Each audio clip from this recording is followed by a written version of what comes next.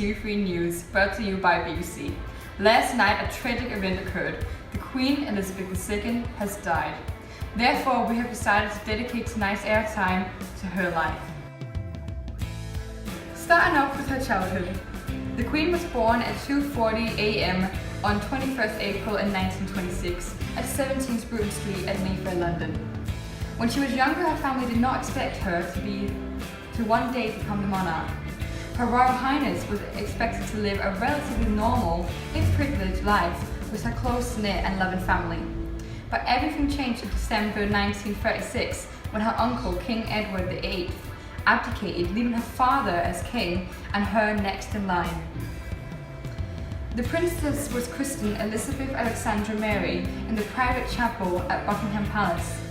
She was named after her mother, while her two middle names are those of her paternal great-grandmother, Queen Alexandra, and paternal grandmother, Queen Mary.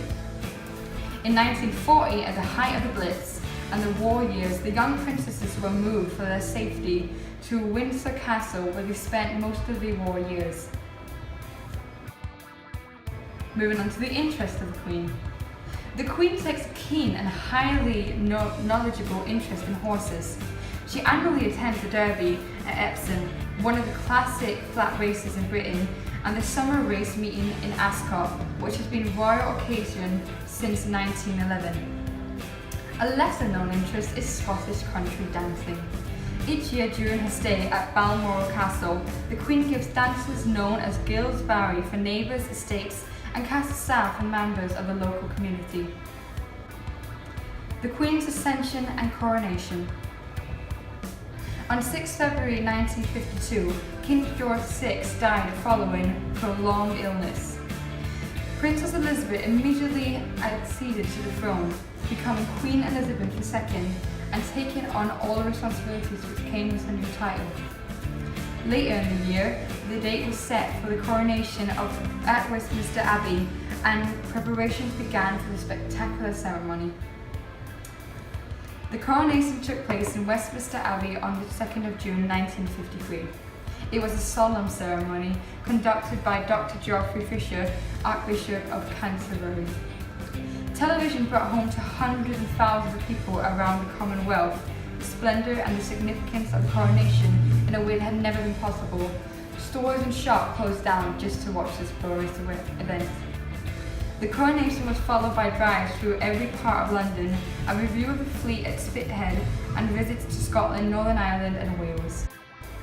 The Queen's personal life. Queen Elizabeth married Prince Philip on the 20th of November of 1947. They have 4 children, 8 grandchildren and 5 great-grandchildren.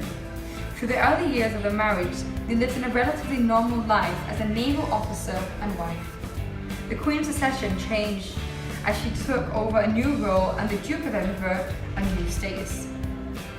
Elizabeth's father, George VI, was crowned as king in 1937. He was an important symbolic leader of the British people during the World War II. Queen Elizabeth succeeded him in 1952. In 1933, George VI introduced the Corgis to the royal family. The Queen has ever since owned 30 Corgis, and her first dog was named Susan. Even with adversity, the Queen still held her head high. In 1977, the country was going through economic issues, which led to the dissatisfaction between the citizens for the Queen and the government. She was under threat in 1981 with shot attempts and break-ins, but she still walked amongst the admiring crowds. After a series of unpleasant events in 1992, the Queen called the year for her Annus Horribilis.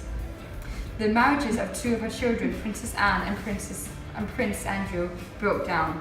The best-selling book was published telling Princess Diana's unhappiness and collapse in marriage. There was also a large and damaging fire at Windsor Castle, the Queen's private home. Princess Diana dies in 2002. The Queen is very private about it and does not like to discuss it about the press. This is, however, taken in a wrong way from the public. They wanted to open up about it, but since it's such a private issue, she's very reluctant. On the 9th of September 2015, Elizabeth II overtook Victoria to become Britain's longest reigning monarch. By this point, she had been queen to 12 prime ministers. On the 21st of April 2016, she would have turned 90.